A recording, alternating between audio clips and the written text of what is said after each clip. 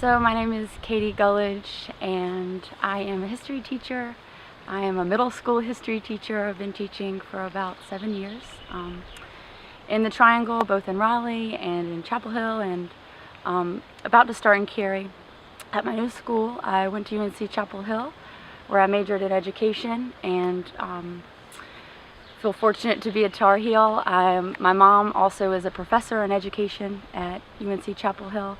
So I'm sort of connected to UNC in several ways. I got involved in this project for various ways, but very interested in experiential education, and wanted to really conduct sort of research that was experiential. And I have a unique position in that I, at the start of this project, wasn't really aware very much about my great-grandfather who fought in World War I. I knew that he did, but I didn't know anything else, nor did I feel very connected to him beyond that I knew he was a relative, and he's my mom's grandfather. So when I started this project, I didn't know really anything about him. I knew a little bit about World War I, what the history books tell you, but struggled with how to bring that home to the classroom, because really I didn't feel that connected to it. And so I sort of went on this journey, not knowing what I would discover. And before I came here, I remember Cynthia West, in a presentation she was giving, said this quote, and she said, storytelling is really the DNA of human existence. And I think, especially with World War I, all we have are stories, but often these stories you don't hear. And so I really think, reflecting on this week, there's so much power in historical narratives. And really, historical narratives, researching, looking at documents and sort of getting in the eyes of a soldier or someone who was there, it bridges this gap that can be there when you're just reading a summary or hearing a lecture, and somehow a connection forms. It's impossible not to feel emotional when you are sort of inside the mind of a soldier. And of course, particular for me, I'm related to someone who was there and in it. And so it's that emotional connection that I think where real learning can happen. And you almost can't even explain it. It's a feeling that I know everybody here will always have. And if we can bring that back to the classroom through historical narratives and develop that emotion, that connection, that intimacy, then that's where the learning is. And that's what I hope to bring back home. Let's talk about the trip. Okay. Let's talk about the personal things that happened on this trip, and what that means to you. I think that I expected to know more about my great-grandfather.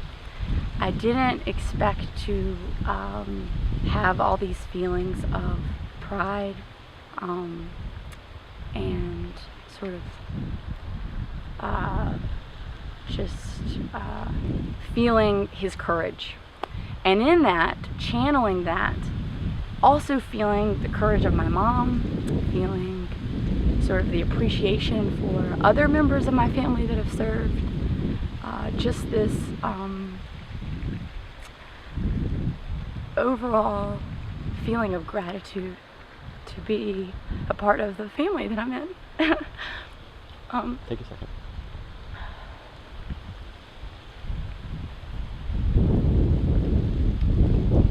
I couldn't help but think about my brother, who is active in the military while I was here, and really for the first time feeling like I understood him too. So it hit home for sure with me. Good. Just take a deep breath. Okay. I know, you're working me up too. Sorry. And I got to do this everybody. Oh. Okay, so now I'm going to ask you the hard one. Okay. Tell me about the potato.